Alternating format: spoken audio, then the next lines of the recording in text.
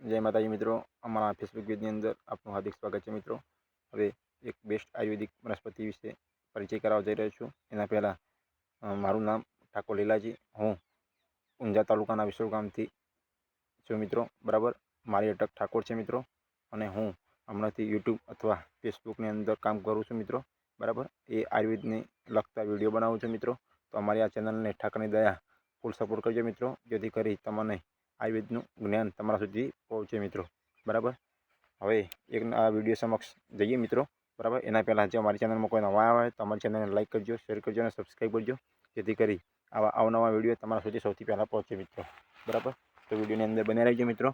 હવે પરિચય કરાવું છું મિત્રો કે ઉનાળાની ઋતુમાં જે ખાસ પીણું પીવાતું હોય, બરાબર, અને સૌને વાલું હોય એવું એક શિકંજી જે શિકંજીની અંદર જે કાળા બીજ કઈ વનસ્પતિના હોય છે એનો પરિચય કરાવું છું મિત્રો।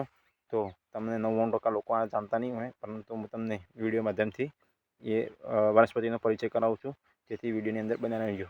કે ગુજરાતની અંદર તમે જાઓ કોઈ પણ પડતર જગ્યા હોય અથવા રેતવાળ જગ્યા હોય, રાજસ્થાન હોય કે ગુજરાત હોય, બરાબર, પરંતુ ગુજરાતની અંદર ખૂબ પ્રમાણમાં આ વનસ્પતિ તમને ખેતરોની અંદર અથવા વાડીઓની અંદર અથવા ખુલ્લી જગ્યાઓ ઉપર આ વનસ્પતિ તમને અવશ્ય જોવા મળશે।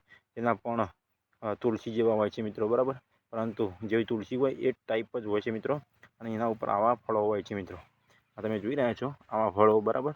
એ ફળને તમારે શું કરવાનું છે મિત્રો, અત્યારે શિયાળાની ઋતુ છે, બરાબર, કારતક માગસર મહિનાની અંદર આ ફળ પાકવાની તૈયારી થઈ જાય છે મિત્રો, બરાબર।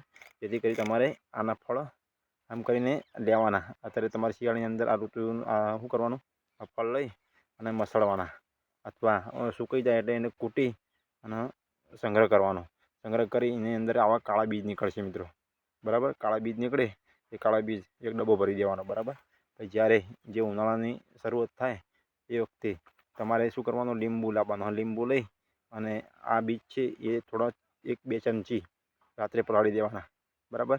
પલાળી અને સવારે એનો ઉપયોગ કરવાનો, બરાબર। જે પછી શરબત બનાવી એની અંદર જો આ ચમચી નાખવામાં આવે અને પછી હલાવી પીવાથી જે શિકંજી હોય એ તૈયાર થઈ જાય છે મિત્રો। શિકંજી બનાવવાનો આ ખૂબ આ વનસ્પતિ છે મિત્રો, જેથી આ શિકંજીમાં ઉપયોગમાં આવતું આ વનસ્પતિ છે મિત્રો, જેથી કરી આનો ઉપયોગ અવશ્ય કરજો।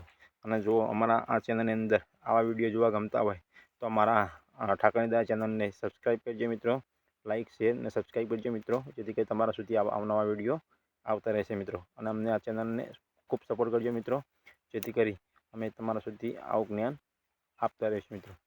જય માતાજી મિત્રો।